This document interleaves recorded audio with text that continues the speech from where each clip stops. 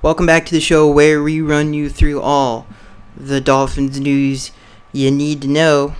We're going to keep the box score short this week because we have a lot of, other stuff to discuss that I'm probably going to rant and ramble about. And I don't want to stick on this stupid game because it doesn't matter. It's a meaningless game. And it's basically the same old stuff that we've been dealing with the entire season. So let's get into the box score and let's get this over with as fast as humanly possible. And we're not even going to talk about individual stats because, again, this is the same stuff we've been talking about. I'd rather talk about what was actually important about this game because how it's going to affect our future. Because there is a lot to talk about. Some really good rumors that I find really interesting and some that could really set this franchise back a couple years. Alright, so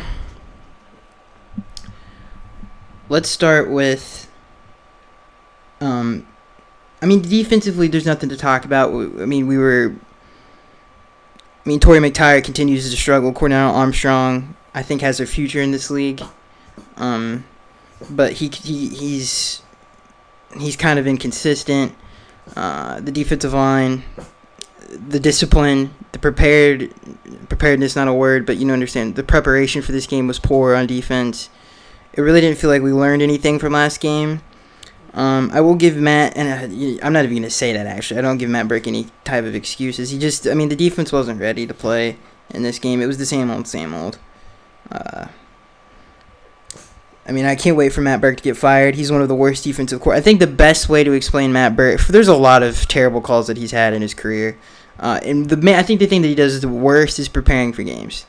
Because Adam Gase is not involved on that side of the football at all. We know this. It's basically a two-coached team, really. Matt Burke controls the defense, and Adam Gase, his main focus is on the offense. Now, he has input with personnel on defense, but he doesn't really, I would assume, and from everything that we've heard, and since he's been here, even when we made the playoffs, he's really just let the defensive coordinator do his thing. So, really, Matt Burke has a lot of power on that side of the football.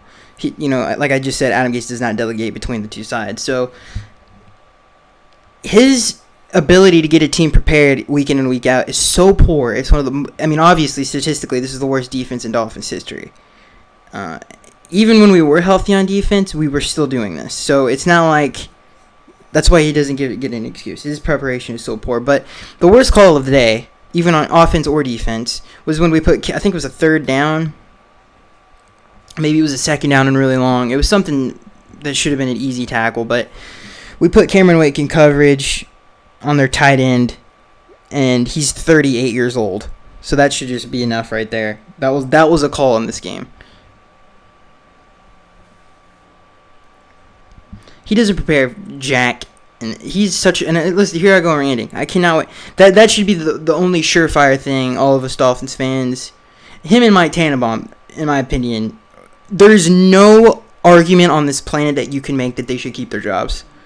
I don't care if we took a poll, 10 out of 10, 100 out of 100 Dolphins fans, 100% of Dolphins fans would agree that Matt Burke and Mike Tannenbaum need to go. There's no disagreement there with anybody.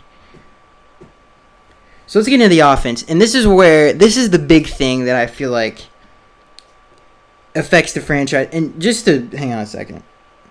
No, never mind. But, I was going to read you the receiving thing, but I'm not going to. But this is what really affects the future of this franchise. This is very well, and I don't even think it's really in doubt, Ryan Tannehill's last game in a Dolphins uniform. And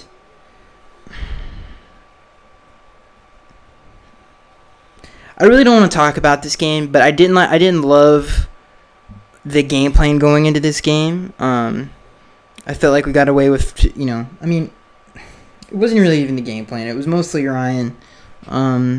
He just made a lot of mistakes in this game, and I'll take back what I said about the game plan now that I think about it. It really was the first two turnovers where we found ourselves in that 14-0 hole. And you can't do that against a good defense, especially a team that the only way that they can win is if they get turnovers.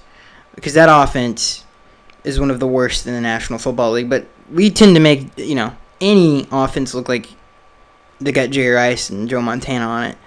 And Bill Walsh coaching it. So I guess it really doesn't mean that much. And here I go. See, I'm trying to explain this game. I really don't want to. The point is Ryan Tannehill's last game of the season was terrible. Or last game as for a Dolphin and the season was terrible. I mean, he could not have played a worse game. He went 18 for 31, which is god-awful. 147 yards, 2 interceptions, and 0 touchdowns. He had 3 turnovers on the day. He played god-awful. This is not a good Buffalo team. Defensively, they're a good football team, especially in the secondary. They're pretty stout up front, even though they're 19th in the league in rushing defense, which isn't great. It's, I would say, below average, really.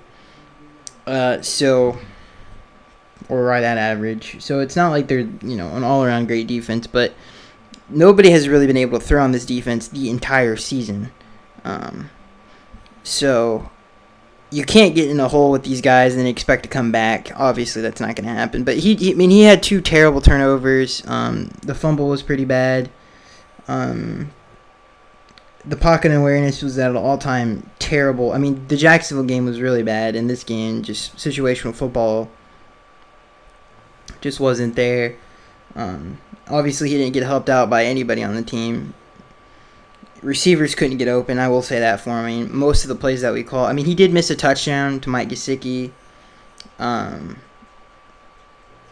which I think could have either cut it to a one-score game at that point, or maybe we could have tied it. I can't remember what the score was at that point.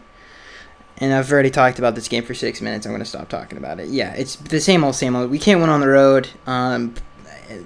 I don't understand why on third and long. Listen, we're not going to pick up a 13-yard play. It's very hard, especially with the talent at the receiver position. It's going to be almost impossible to pick up 13 yards in one play.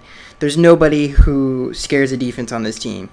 So I honestly don't understand, and we've done this all year. We keep a lot in the block. I mean, we saw Nick O'Leary get beat for a sack a lot in this game, but that's what we've done all year. And it worked against the Bears, but in this game it didn't. We've kept in a lot of people to block. I still don't understand why we don't have a hot read out there. I don't understand why we don't run routes short of the first down. I know that sounds crazy, but Ryan is incapable, and he showed all year this year, whether it's injury and sometimes it's just really bad pass protection, that he cannot create offense for this offense. He showed that all season long. He hasn't been able to break the pocket and make a play. And even when he does break the pocket, nobody's getting open. So it just bewilders me how we don't run routes short of the first down to at least get the ball out of his hands, because God knows this offensive line isn't going to protect for any given amount of time. And every team that we play sends so much heat at us, it's ridiculous. It's very odd. And that's probably my biggest criticism of Adam. So let's stop talking about this game. I don't want to talk about it. It's worthless talking about this game. Let's get into some important stuff. This first news story comes from 24/7 Sports.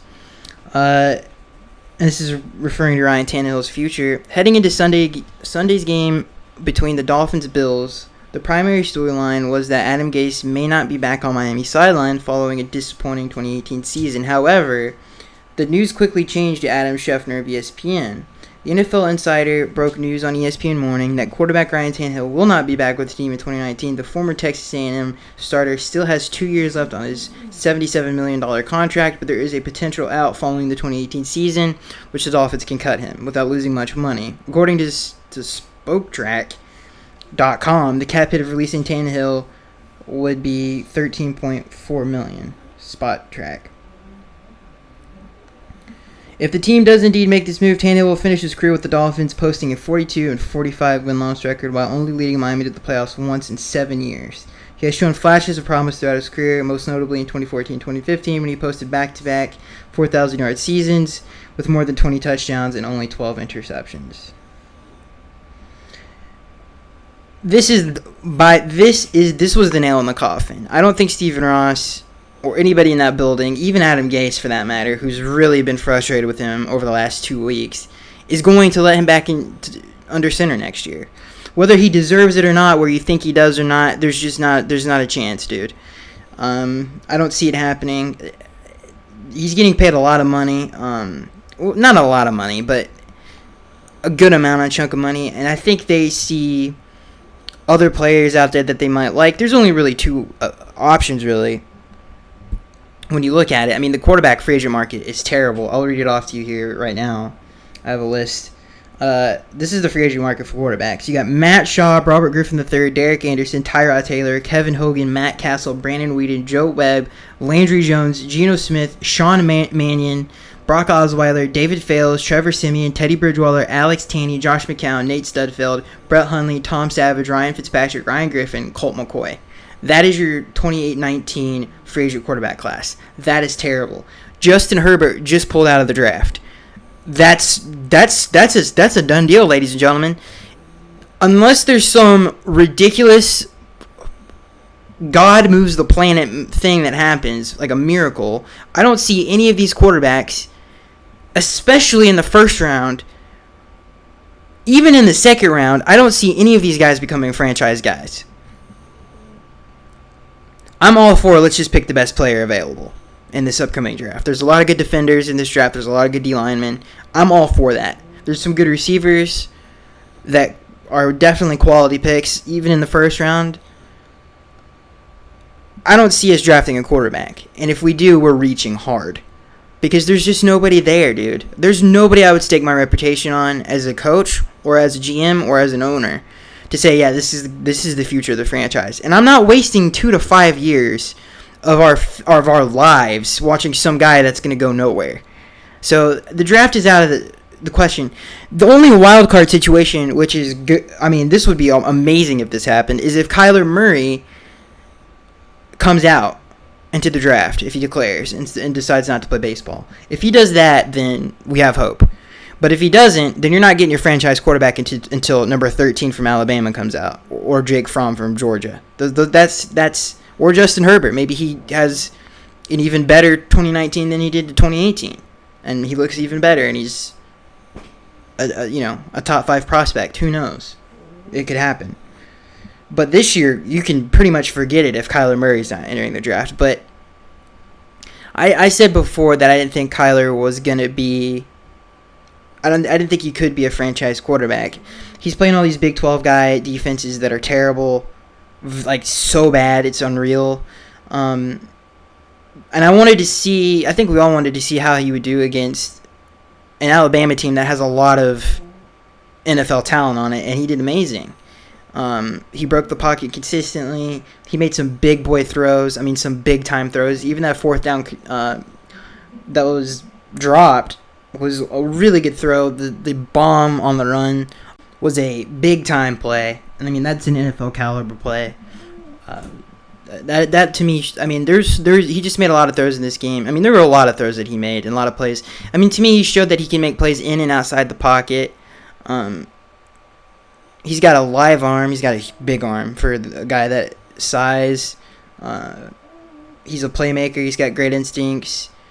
He has that Patrick Mahomes, Russell Wilson in him, where he just makes like Brett Favre type stuff, where he just can be so spontaneous. He can throw with his left hand if you want. He could flick it. He just makes crazy plays. And like I said, I mean, to see that against the Nick Saban Alabama team was pretty special, and it made me a believer. I know he's 5'9", 5'10" is being generous, but in today's league, I don't think it matters. It's wide open, everything's wide open, and all the things you can do in the running game with him, all the plays he can make, like I just said, outside of the pocket. He can throw the ball deep. He can push it down the field. I mean, he does everything that you want an NFL quarterback to do, and especially in today's game. I really like Kyler Murray. I think he will be a franchise quarterback if he decides to be an NFL quarterback. He reminds me a lot of Russell Wilson. Like, it's kind of scary, but I think he can be that type of a quarterback on the next level. I really do. And maybe it was a sign that he's playing in Hard Rock Stadium for his last college game. Or it could be a sign that number 13, coincidentally for Alabama, was playing in Dolphins Stadium as well. Who knows? But either one of those guys, if either it's 2019 or 2020, I would 1,000% wait. I would be totally fine with. Now, a lot of people say he won't go till late first, early second because of his size, because people don't believe you can be 5'9" and be an NFL quarterback. if we trade back into the first round to get him, we use the 13th pick overall, which is the pick we have right now on him. Whatever it is, I'm totally fine with. I think he can do it. And I was skeptical, man. I didn't think he could do it. And he's definitely changed my mind, especially that game in Alabama. And the other scenario that I could see that I would be fine with as a fan would be if Teddy Bridgewater wants to make a return to Miami. Now, I know a lot of you might be saying, well, he's just another game manager like Tannehill. And when you look at his career stats, he's never thrown for more than 14 touchdowns, which is not good. But all that Teddy's done since he's gotten in the league is win. I mean, the NFC North title that he won in his second season, he should have won that playoff game against Seattle, which was one heck of a drive. And the offense that he had around him was not very talented. I mean, his best receiver at the time was a rookie Stephon Diggs. And his offensive line was terrible. And I think he has an underrated ability to move in the pocket. He's got great football instincts. You know, if you watch interviews with former coaches, and I've done a lot of research on this before this game, watched a lot of Teddy Bridgewater games. He has a high football IQ from everything that I've watched other coaches say about him. And the thing that I really like about Teddy that I think a lot of people talk about is his football instincts. I think he has a way of moving around in the pocket and extending plays that a lot of people don't give him credit for. If you watch any of his games, preseason with the Jets, his 2 years in Minnesota, the game against the Panthers, which I watched, he still has that ability to get loose, and it's a very underrated part of his game. Maybe something about coming home to Miami, playing at his hometown, maybe will elevate his something about that. You never know. Like Nick Foles in Philly, it could elevate his game.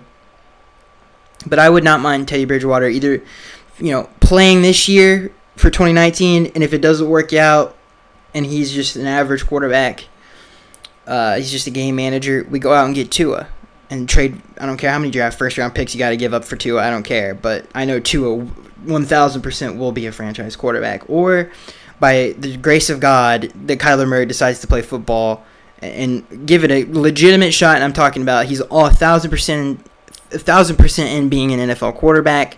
Then I would definitely be okay with us going out and staking our future with him as well. But in terms of 2019, those are the two moves that I would be okay with. Anything else, I'm not okay with. If you get rid of Ryan Tannehill and don't replace him with one of those two guys, I'm going to be very unhappy. I mean, you're basically just saying, this season's a wash. And I don't think, if Adam Gase comes back, I do not think that will happen. If Adam Gase does come back, like I just said, I would not be surprised if you saw Bridgewater as the Dolphins quarterback. The Dolphins had a lot of interest in him last year. They didn't want to pay him starting quarterback money to be their backup. The Jets obviously were willing to do so, giving him that $15 million deal. So things are different now, obviously. And a lot of, I would not be surprised if you saw him in a Fins uniform this season. All right, so let's move on. Let me know what you got. I mean, I'm sure we're going to answer questions about this whole situation. But if Teddy or Kyler was our quarterbacks, and I've said this in the past, Tannehill, he's gone. And we know that. But you have to replace him, obviously. Those two, I think, would work. I really do think those would work. But other than that, I can't see it. I really can't. Unless Derek Carr is going to be available for some reason, I just can't see it, which I don't think he will. He finished the season pretty strong. So, I don't think that's going to happen. All right. So, moving on to the head coaching situation, which is even more interesting. This comes from Pro Football Rumors, and this is this article is regarding if Adam Gase will come back, and if he doesn't, who will be the strong candidates to replace him. So, again, this comes from Pro Football Rumors. There will be a ton of coaching rumors in the coming days, and we've already seen our first postseason firing. We've got a whole new round of notes ready, including an interesting tidbit about a very high-profile name. Former Jets-Bills coach Rex Ryan is reportedly telling potential assistant candidates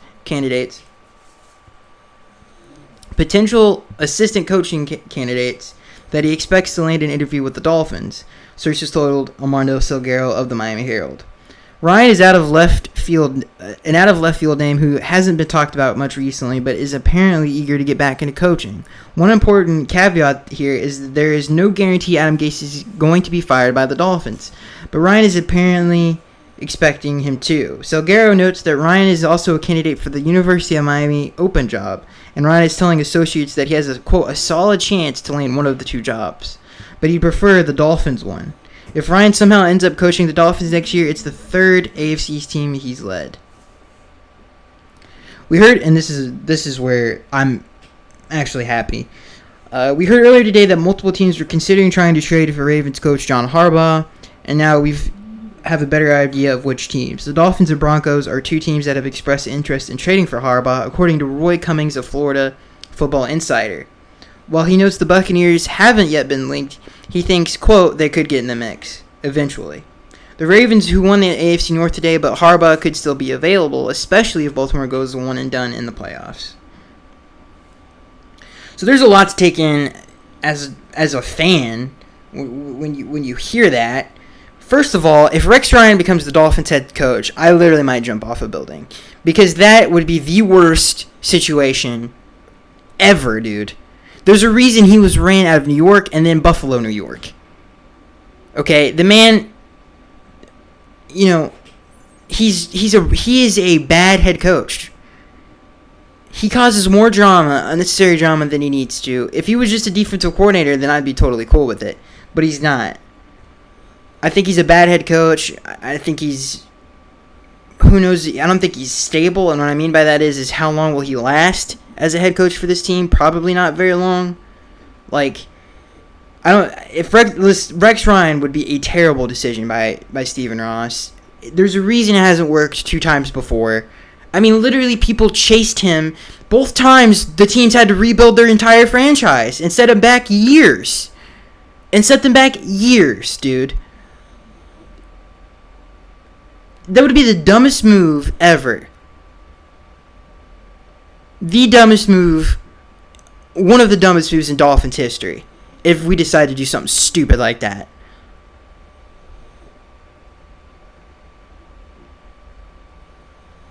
He doesn't bring anything to the table. In today's league where offense wins championships, he doesn't do anything for us. He's not good at drafting. His personnel input's terrible. He's just a bad decision. If he's a defensive coordinator, I'm totally fine with that. He's a good defensive coordinator. Now, the whole John Harbaugh thing, I mean, same thing with Tannehill. If you're going to get rid of Adam, you better replace him. And you better get it right, obviously. John Harbaugh, I would welcome with open arms in Miami. I think he's a tremendous head coach. I think he's a great head coach. Which I just said the same thing twice. That's how much I love him.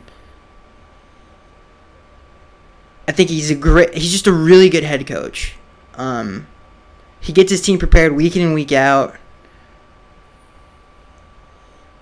I like him a lot.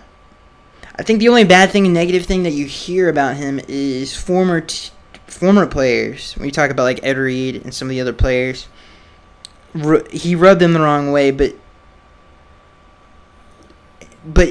it's all for the greater good. And he's got one heck of a record on him. Turn that Ravens franchise around into a perennial winner, basically in the playoffs every year, competing for championships, and that's what we won Miami. And he's proven that he can do it in the NFL, and I would love, and he brings consistency, and that's something that Rex Ryan does not bring, is consistency. So John Harbaugh, I would welcome with open arms. And I would be totally fine with the John Gruden style trade.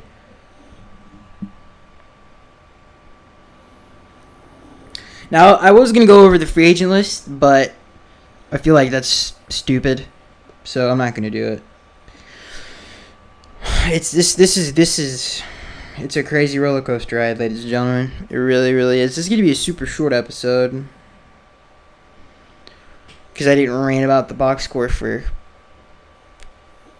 50 minutes. But dude, this is crazy. I'm constantly checking Bleacher Report. I can't stop checking it. And just to close out the whole head coaching thing, I know people are going to freak out about this. Oh yeah, we have one more news story. Todd Bowles has been fired from New York. I forgot to say that. If Adam is kept around, if Todd Bowles doesn't want to be a defensive coordinator, then that's the only way I would not see him being a Dolphin. Unless he's just not willing to do that. But if he still wants to coach, and he basically is going to have the defense to himself, and I think he can more than well can handle that. He would be a perfect fit in Miami with Adam Gase. Like literally, those two would be a match made in heaven. They would be peanut butter and jelly if they could somehow figure that out. And if Adam Gase is retained, and I've said this multiple episodes, he would be amazing. I sound like Donald Trump. He would be amazing if I keep saying tremendous. He would be an amazing defensive coordinator for us. So hopefully, somehow that works out. I doubt it will, but what was I going to say? Oh, and the whole head coaching thing. I know it's not a popular opinion. I've actually see some people that have said Ryan Tannehill should stick around. That's some bold stuff, especially after he can't. I mean, we're going to get into the fan Q&A, but I could easily make an argument against that pretty easily, you know. And I defend Ryan every episode, but this episode I just can't do it, and I'm not going to. But Adam Gase, I would keep around. I think he's I don't know how many times I have to say it. He has got to figure out how to win on the road. If he can figure that out, this team's going to be good to go. If he could just figure it out, and I would rather take a head coach that just needs to figure one thing out than a head coach that can't do anything right. And I think Adam Gase, all he needs to do. If the quarterback, if that's what he needs to do, and we need a quarterback that can make a play on third down, that can run around, that can make a throw to get us some wins on the road, and we get a defensive coordinator who can prepare this defense, coach them, and get them ready to play week in and week out at a high level like Todd Bowles can, then I like our chances in 2019. But those are two big ifs, and I'm not going to lie to you, those are two huge ifs, and probably won't happen. But if we can find a big-time quarterback, and the only way I can see that even happening, which would both situations and scenarios have huge, huge ifs. One is if Kyler doesn't want to play baseball. The other one is if Teddy comes down here and somehow develops into some Miami hero, which both have big ifs. But both could happen. Good chance of both of those happening. And you know, and I think that would be a dream scenario for me as a Dolphins fan, is if that happened. I would fire Mike Tannenbaum. Dan Marino is a consultant already. I would be like, listen, Dan, do you want the job? I mean, that would be amazing if that happened. Will it happen? Probably not. Apparently Stephen Ross is too busy, you know, for some reason Rex Ryan's throwing his weird turkey gullet in the ring, which we don't want any part of that. Any part of that. I don't want any part of that. Please, God. With his fake tans, dude, and his really white teeth. He could be the spokesman for Crest, but he's not going to be the stupid Dolphins head coach. Please, man. Please, please, please don't let that happen. Here's this for a nightmare scenario. We'll have Mr. Crest himself and Mike Tannenbaum still be here. That I think all Dolphins fans, we would all gather around a big dolphin statue and just burn it and just start singing Kumbaya or something like that, and that would be it. That would be it. The Dolphins would be no more. I mean, nobody wants to see that for 5 years and just fail terribly. We would literally just recreate the New York Jets that were laughed out of town. That was, the same regime was responsible for the butt fumble and all that other stuff. Dude, you have to take into account their body of work. His body of work is terrible, dude. He had 2 AFC Championship appearances. Big deal, dude. Did you win a Super Bowl? No? Okay, I'm going to take John Harbaugh, who has won a Super Bowl and who's been super consistent, and who has beaten New England on a consistent basis his entire career with Joe Flacco as his quarterback.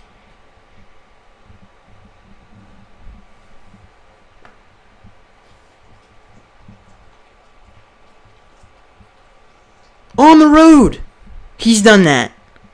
In New England. Let's get into the fan Q&A, ladies and gentlemen. Obviously, this is where we answer fan questions. I don't know why I say that. It just makes me sound like I'm a professional of some kind, I guess. I don't know. As I say that, I didn't even have it queued up.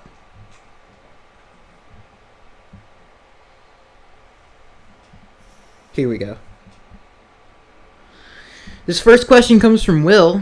He says, everyone is panicking. I can't stand fair weather fans who don't understand patience and process. Besides, who would be a good candidate to replace Gase? I'll wait exactly, idiots. Let Ross fire him. I'll have to become a Browns fan. Shaking my head. And the reason he's saying that is because the Browns want Adam Gase. Believe it or not, apparently there are 5 NFL teams that would be interested, according to Ian Rappaport of NFL Network. If he's, professional journalist over here saying that there are 5 NFL teams that would be interested. One of them has got to be Green Bay. Has to be. Arizona, I'm assuming, Cleveland, Tampa Bay, there's 4. So, I don't know. Listen, I could defend Adam Gase till the cows come home. Everybody points to the third down conversion rate, all this other stuff. Listen, ever since Tannehill has been our quarterback, our third down conversion rate has been terrible. And that's just a fact. So is that a Ryan Tannehill problem or is that an Adam Gase problem? Is the reason we went 7-9 a talent problem or is that an Adam Gase problem?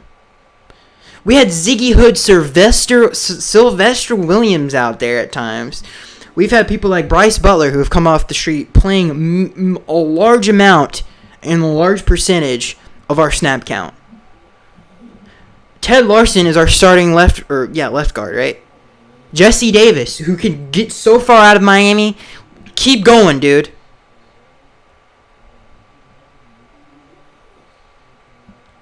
The amount of penalties that both of those guards have committed this year is unimaginable. So whose fault is it really? Now people are going to be like, well, isn't that his fault for pay? Listen, dude. There's no way we don't invest. We saw what happened in Indianapolis. We saw what happened with Oakland in 2016. They both invested into their offensive lines just like that. Both of those franchises, by the way, had quarterbacks that were struggling to win anything until they got those offensive lines. Derek Carr more so than Andrew Luck. I would say, for sure. Because Andrew Luck still had success with the bad offensive line. But that's offensive lines are so very important, especially if you can find ones that are really good and durable. Or at least average and durable. Because right now our interior of our offensive line is very, very below average. So is it an Adam Gase problem? I don't think so. It's a miracle this team is so good at home. It really is. All right, let's move on. And again, if you want to replace Adam, you better give me somebody who I believe in. And the only one that I believe in is John Harbaugh.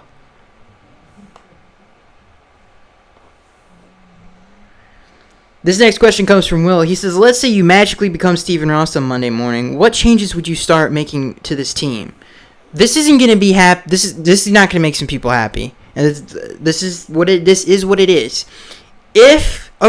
This is a dreamlike scenario, and I get what I want. I would keep Adam Gase, but in a perfect world, if the Ravens came a knocking and they were like, listen, we'll give you whatever to whatever. I don't know what they're offering for John Harbaugh. I would do that, but I would also keep Adam Gase if that was a choice in the whole scenario. But I would definitely trade for John Harbaugh, for sure. This is what I would do. I would hire John and / Adam. Doesn't really matter to me who the head coach is, because in both scenarios I think this plan would work. I would hire Dan as executive of personnel. Now, the reason Mike Tannenbaum got the job is because he's a master at negotiating contracts. It's whatever. Dan, I would give great power, and especially we need his influence because we're going to be going after quarterbacks. So I would give Dan the executive job, or Peyton Manning. I would see what the heck's going on with that situation. Apparently, he's interested in being an executive, like a John Elway type role. I would definitely look into that. So either Dan or Peyton would definitely replace Mike Tannenbaum. Possibly replace Chris Greer. And now, if John came in this scenario, then I would let him hire whoever the heck he wants. I would hope he would hire Todd. But if this is an Adam Gase situation, then I would hire Todd Bowles. And I would literally, if he was willing, and again, in a perfect scenario, he would be our defensive coordinator.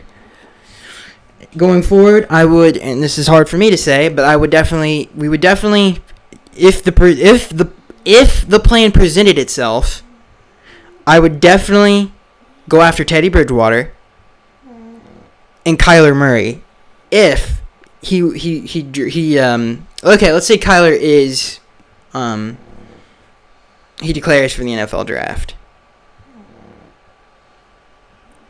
I would do whatever it takes to have him as our starting quarterback for the 2019 season and lock him up.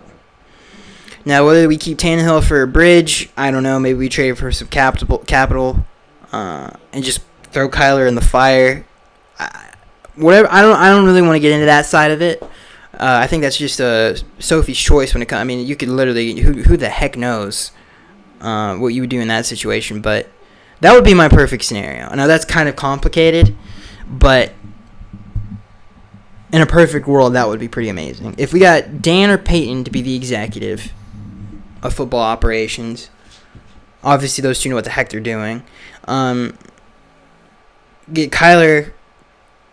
Teddy wouldn't be a dream. I wouldn't say that's a dream scenario, but it would be, I think, an intriguing, and at least give the franchise something to hope and aspire to. In terms of, this could actually turn into something. Because we know that the whole Tannehill thing isn't going to turn into anything.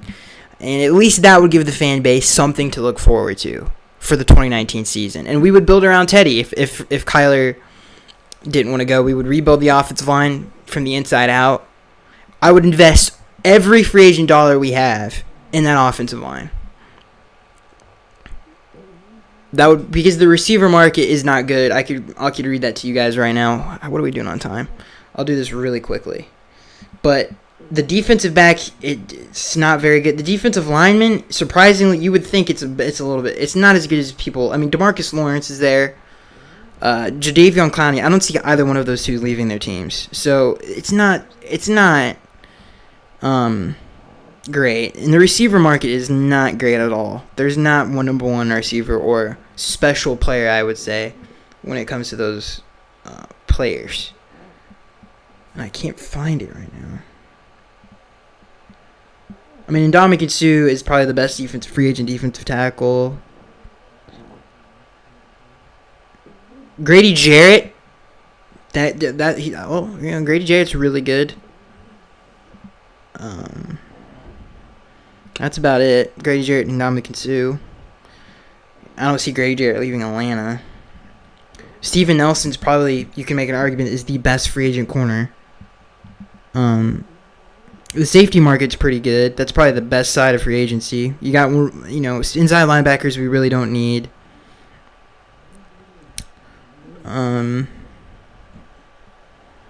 Yeah, I can't find the dang receiver market. But yeah, I would invest everything into the offensive line because that's really That's the only thing I could see in free agency, other than maybe, Grady Jarrett or DeMarcus Lawrence if he somehow slips out of Dallas' hands, where I could see that could help us win more games. But the offensive line, in my opinion, should be the focus of this offseason, is getting that shirt up. So we don't have to worry about it anymore. I think that's the most important thing we need to figure out in free agency is the offensive line. We still need outside talent. Albert Wilson will be returning, but we still need someone there. I feel whether it's a slot, in my opinion, unless Albert plays in the slot mostly, I don't know how that will go down.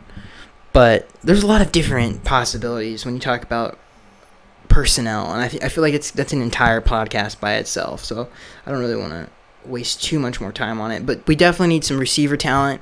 I feel like the running backs. The thing about the offense is if we can just get the offensive line figured out, the quarterback position figured out, which is obviously a huge hole, a big if. But we have to invest into it. Like I said, if there's opportunities, if there's Teddy Bridgewater's available, if Kyler Murray's available, you have to make sure those guys are in your building. Because we're talking about the quarterback position right now. And if you don't, then just save cap space until after the 2019 season and tank. Seriously, because there's no other alternative that I could see us being successful. If Tannehill returns another year, unless we get some studs up front, which is what I want to do, and get some talent on the outside in the draft, then I don't see us winning many games or just basically just chasing our tails again. But in my opinion, if Teddy's available and Kyler's available, that's a no-brainer. You move on from Tannehill. Especially if Kyler's available. If Kyler Murray's available, that should be the focus of this crapping franchise. And surrounding him with as much talent as you possibly can. Getting the offensive line shirt up. Getting him some outside talent to throw to. That draft, if we draft Kyler Murray in the first round, that should be all offense. We should just pull a Chiefs. Surround in a Philadelphia Eagles in their second year with Carson. Surround him with as much talent so we can have early success and build confidence as much as possible.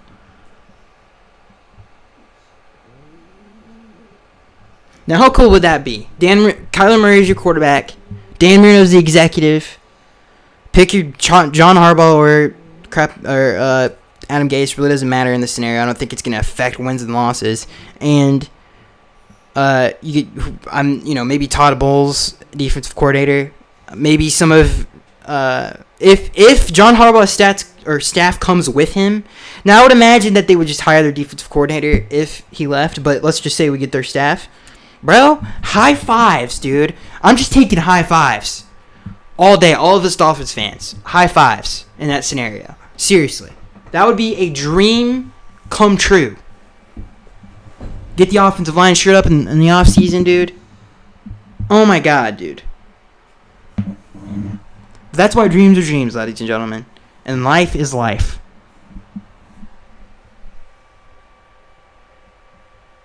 And a lot of you probably disagree with that, but who knows?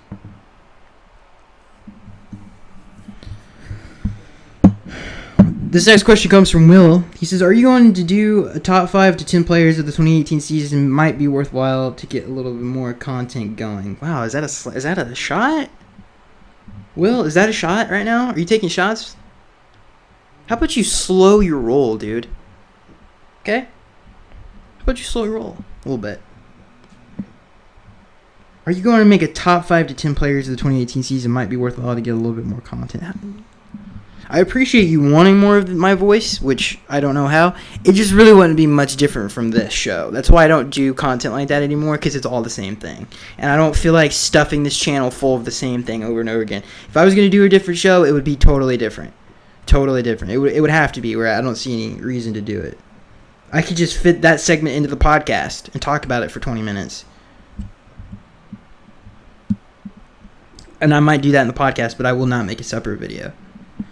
This next question comes from Listen Without Warning. He says, thoughts on Miami's possible interest in Rex Ryan.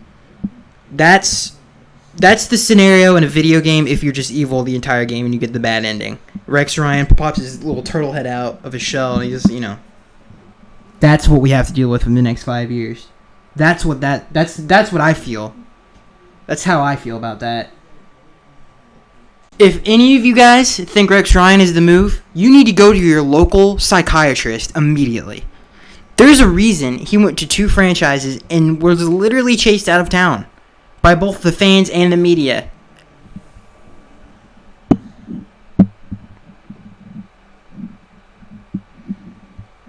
This next question comes from Ron. He says, I want to keep Tannehill, which is blowing my mind that you said that, Ron. He says, I know that this isn't a popular notion right now, but I don't really see anything available that isn't a downgrade as an option.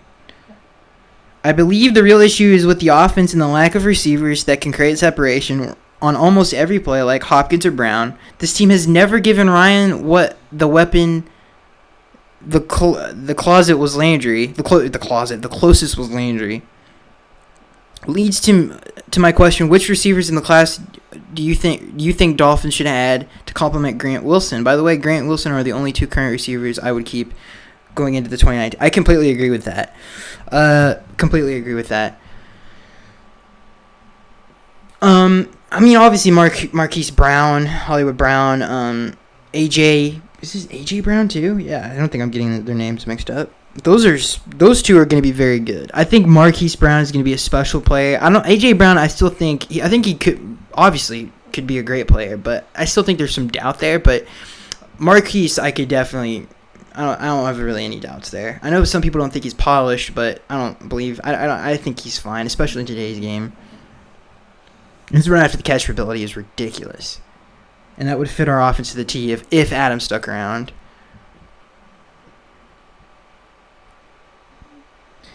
I would keep Tannehill too if Teddy Bridgewater and Kyler Murray weren't an option. Because I feel like I just said, the reason I would get Teddy, and I think this is going to be the biggest divisive thing, because people are just saying you're just getting another Tannehill. But I really do believe Teddy has some. I still think Teddy. This could very well be a Drew Brees situation, and I'm not joking around. It could be. Who knows? Could be a Nick Foles situation. He could come back to Miami, and just be. He could just grow into the player that everybody thought he would be, or turn into at least. And I think he could do. I honestly, if you put an offense, which and everybody's gonna be like, well, all this other stuff, put an offense around him. I'm not going to send him out with the roster that we have now. Obviously not. But I think you put him with Kenyon Drake, Kalen Ballage in the backfield. You get him an offensive line. You get him Marquise Brown in the first round of the draft. I think he could make some fireworks with that. And I think Teddy has the ability to elevate a talent around him. I really do believe that. If you watch his games, he has really good pocket awareness. Every interview that anybody's ever talked about Teddy, who's coached him, says his football IQ is off the charts. He's a very smart football player. He's just a gamer, dude. He really is.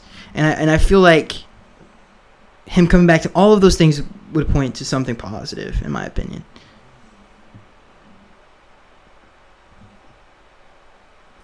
But I agree with you 1,000%, Ron. Basically everything you said. I don't know how you feel about Teddy.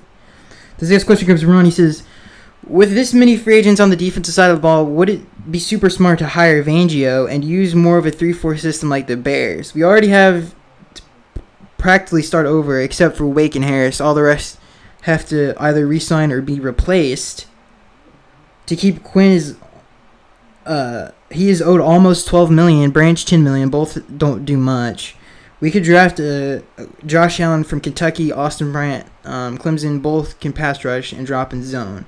Yeah, both of those guys would be tremendous 3-4 players. But, I mean, obviously, Jerome Baker, who's had a pretty good rookie season, especially since he's a third-round pick. Raekwon McMillan, I think, is growing. But, yeah, most of the, Robert Quinn, Andre Branch, all of the other guys, like Devon Gottschall, Vincent Taylor, all of those guys have a future with this team. All the younger guys. The secondary is a whole different. Minka's staying, Xavier's staying, Bobby's staying. Pick between TJ and Rashad if you want to keep them both, I guess, fine. Or we replace one of them with Minka and let him play free. I would put Minka back there at free, put Rashad at safety, strong safety. Draft a corner, maybe get Steven Nelson on a cheap contract. Come in, maybe get him in here if I can. I don't know how that would work, but definitely get a strong two-corner, a second corner to sit beside Xavier, because this team desperately needs it. Maybe Malcolm Butler gets cut. Maybe something like that could happen. Who knows? But I didn't really answer your question. I was talking about your opinion on the defense and everything. I wouldn't be opposed to it, but I do think it would hurt some of the young players on this team. Douglas Ward says he answers questions. He says, I don't know if you heard about Bill Polian, the legendary GM who built the Bills of the 90s and the Colts of the 2000s with Peyton Manning, also had a successful stint with Carolina Panthers, was quoted about Ryan Tannehill. He said, quote, if the Dolphins cut him, there will be a ton of suitors waiting to pick him up. Please help educate the fan base on this. We are much better off taking the best player available on the offensive line or defensive line. What are your thoughts? Yeah, if Kyler Murray isn't there, I would 1,000% agree with you. If there isn't a viable quarterback option, there's no reason to cut Tannehill. I honestly believe that. We should just build around him for 2019 and then literally stake our future onto in 2020 if the whole Kyler Murray thing doesn't work out. I think I would be totally fine with that. But here's what I would make the argument against that whole thing, Douglas. The same thing with Case Keenum. I mean, people wanted Case Keenum, and look how that turned out. The question is can Ryan Tannehill elevate talent? I think the answer is no. I mean, 7 years of it, we should probably know by now, and I think the answer is no. I think you have to have... He's not a playmaker. He's a field general quarterback. He can move the ball as long as everything else around him runs correctly.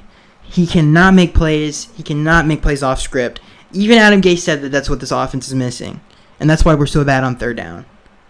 So, getting someone like Teddy Bridgewater who has tremendous pocket presence and really good football instincts, has the ability in short areas, he's not Michael Vick, but in short areas to make people miss.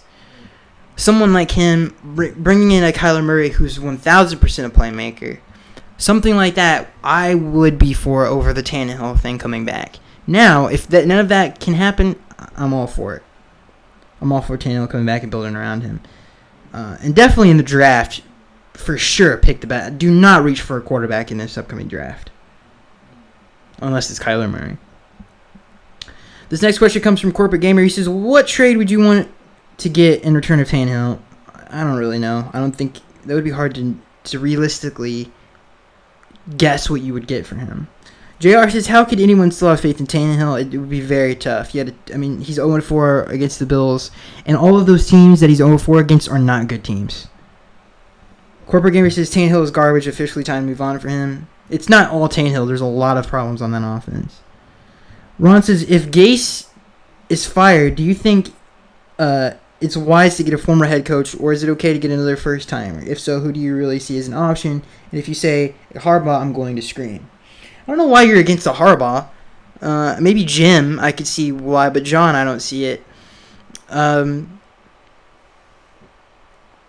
There's really no one. I mean, Mike McCarthy, Freddie Kitchens, if he doesn't stay in Cleveland. Lincoln Riley staying in Oklahoma, so that's out of the question. You got Josh McDaniels in New England. I don't think he's a good head coach, or people hate playing for him. Todd Bowles. Is he a good head coach? Probably not. Is he great? He's a really good defensive coordinator. So there's just not a lot there. If Gase is fired, Harbaugh is probably your best bet. Or Freddie Kitchens, between those guys. Ron says, this next question comes from Ron. He says, how much has to change to the front office to coaches to help Gase be more successful?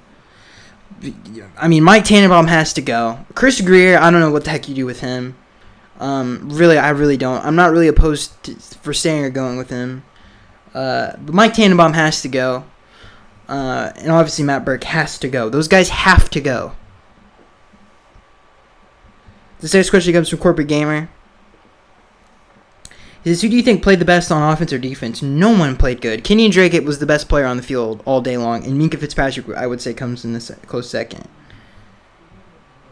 This next question comes from Mario. He says, what are your thoughts on Rex Ryan if Adam Gase is gone? I think we should go after the Browns' interim head coach to be our OC and see what he can do.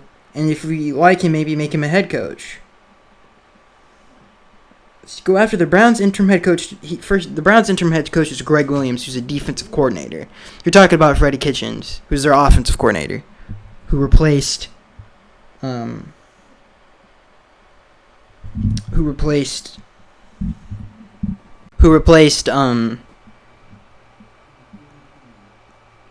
don't know why I had a brain fart right there. He replaced Todd Haley and Hugh Jackson. Will fart this. But I like Freddie Kitchens. I think he's a good coach.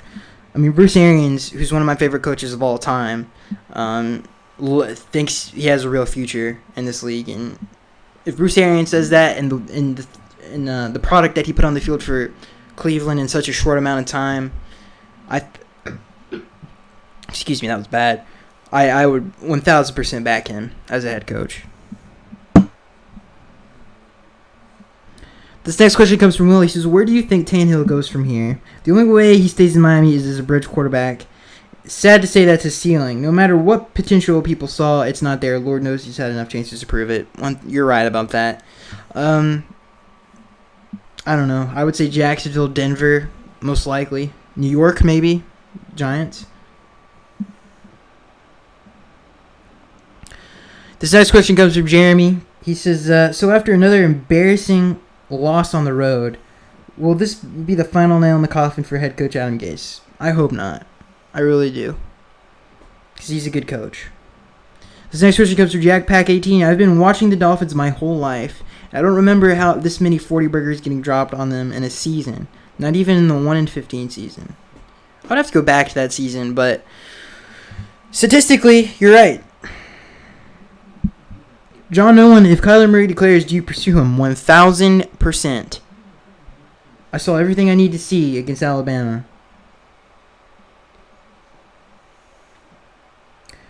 Who would you like to draft for quarterback? Kyler Murray or bust? Corporate Gamer says, I really don't want to get Teddy in free agency. He's like a game manager quarterback. Look what he did against the Panthers. I watched that game. Carolina played most of their starters on defense for a long time, for most of the game. Luke Kuechly played for probably the first half, and David Mayo came in for him. My brother's a huge Panthers fan, so I watch the games with him. At a commercial break, I go in, and see what he's doing. We watch games together every Sunday, so I kind of go back and forth between the Dolphins game when it's commercial break, go see what's going on with the Panthers game. And, I thought Teddy played well. I mean, the one thing I wanted to see in that game is his mobility still there? And it is. He showed that in that game. He had a couple times where he eluded a sack. And he had a nice throw for a touchdown in that game, too. I think I like what I've seen from Teddy. I really do. This next question comes from Will. He says, do you think Todd Bowles comes back as a defensive coordinator? Probably if Gase can't get the job next season, they'll have an in-house replacement. Him and Todd are really close. That's why I think it'll happen if Adam stays, if Todd is open to the idea. And I think the way he would sell it to him is like, the defense is yours. Coach him. The offense is mine. That's what he did with Vance's first year, and he went 10-6, and Vance was good at his job. That's why he got the head coaching job in Denver. So there's a lot of, I think the thing that Dolphins fans can take away from this is there's so much change coming, and I think there's a lot to look forward to with those two possibilities at the quarterback position. Teddy Bridgewater coming back home to Miami, and Kyler Murray possibly, if he's in the draft, we have to go all in. Have to. Let me know what you guys think about those two options at quarterback. Teddy has a really good track record in the NFL. He won a lot of games, won his division, went to a Pro Bowler. Or he went to a Pro Bowl. He's got great accuracy.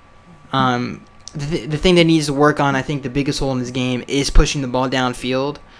I think he's gotten better at that every year he's been in the league. Remember, came out early in college, needed to kind of grow. He's only 26 years old. Him coming back to Miami could be a Drew Brees situation like San Diego gave up on him. He went to New Orleans and balled out. If you look at Teddy Bridgewater's stats compared to Drew Brees, they're super similar. And I think Teddy can hit a stride in Miami. Similar similar situations. Teddy's coming to Miami to an offensive-minded coach who's has had a lot of success calling plays before. Same thing with Sean Payton, who just arrived in New Orleans with Drew Brees. There's a lot of similarities there that I think could work out for Miami, and that could be something the Dolphins fans look forward to. So that's going to be it, guys.